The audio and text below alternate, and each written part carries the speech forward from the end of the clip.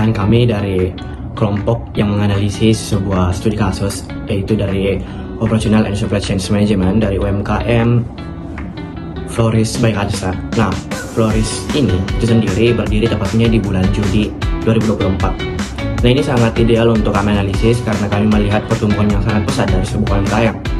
Dan sampai sekarang, hingga saat ini, itu dapat mendirikan 2 cabang dan dapat menjual sekitar kurang lebih 20 kilo bunga per harinya, dengan menargetkan target pasar yaitu mahasiswa dan juga khalayak umum, dan target khususnya yaitu seorang mahasiswa ketika wisuda ataupun kegiatan-kegiatan lainnya. Nah, ini sangat ideal untuk kami analisis melihat begitu banyak hal-hal yang dilakukan dari UMKM tersebut sehingga dapat sukses hingga saat ini, mulai dari perangkat bunga, servis yang diberikan itu sangat memberikan hal yang sangat baik, sehingga kami berinisiasi untuk menganalisis lanjut, terjun ke lapangan untuk melihat sebenarnya bagaimana cara kinerja, bagaimana cara mengelola dari Floris by Kansa ini. Tentunya ini menjadi sebuah pembelajaran bagi kami seorang mahasiswa melihat UMKM yang tumbuh pesat, meningkat di banyaknya persaingan floris atau bunga yang ada di Kota Makassar. Floris by Kansa dapat terus berkembang dan melakukan kegiatan-kegiatan seperti workshop warna-warni dan juga kegiatan-kegiatan lainnya yang menarik untuk bisa diikuti. Mungkin penjelasan singkat dari Floris by Kansa dari saya sekian. Mungkin untuk selanjutnya akan dijelaskan oleh teman-teman saya bagaimana tentang analisis selanjutnya yang kami peroleh dari observasi langsung, terjun di lapangan langsung, wawancara langsung orang-orang yang ada di balik dari perkembangan dari Floris by Kansa itu sendiri. Terima kasih. Strategi SCM dan desain jaringan. Strategi operasional Floris by Kansa mengarah pada kombinasi kepemimpinan biaya dengan diferensiasi terfokus. Mereka berkomitmen menjaga harga jual stabil, bahkan rela mengambil keuntungan lebih kecil demi loyalitas pelanggan, yang didukung oleh upaya SCM mencari bunga dari pemasok luar kota dengan harga beli yang lebih murah. Jaringan rantai pasok mereka cenderung linear, dimulai dari pemasok atau petani di luar kota, dilanjutkan logistik yang memiliki biaya tinggi. Bunga kemudian masuk ke fasilitas Floris by Kansa hanya untuk perawatan intensif dan perangkaian sebelum didistribusikan ke 2 cabang retail dan platform digital. Efektivitas desain ini sangat bergantung pada kecepatan transfer dan perawatan untuk mempertahankan kesegaran, mengingat sifat produk yang sensitif terhadap waktu. Halo, perkenalkan, nama saya Hadian Biasa yang akan menjelaskan manajemen persediaan dan kapasitas. Yaitu manajemen persediaan bunga segar di UMKM ini dilakukan dengan sangat hati-hati karena sifatnya produk yang mudah layu. Mereka menerapkan sistem yang mirip dengan konsep just in time, yaitu JNT, yaitu hanya memesan bunga dalam jumlah terbatas sekitar 20 kg per hari, dan biasanya selalu habis terjual. Cara ini dipilih agar bunga tetap segar di sebuah kerugian akibat bunga rusak yang bisa ditenang. Namun tantangan muncul ketika terjadinya fluktuasi permintaan.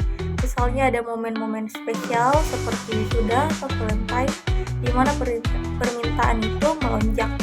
UMKM ini menggabungkan 2 metode peramalan, yaitu peramalan runtun waktu berdasarkan data penjualan sebelumnya dan peramalan berdasarkan perkiraan atau intuisi mental agar stok tetap sesuai kebutuhan.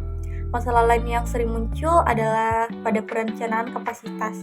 Saat musim ramai, tenaga kerja perangkai bunga dan fasilitas produksi seringkali kewalahan menangani lonjakan pesanan. Kondisi ini menunjukkan adanya bottleneck atau hambatan dalam proses produksi yang selalu dikelola dengan baik agar pesanan tetap bisa dipenuhi tepat waktu tanpa menurun kualitas layanan.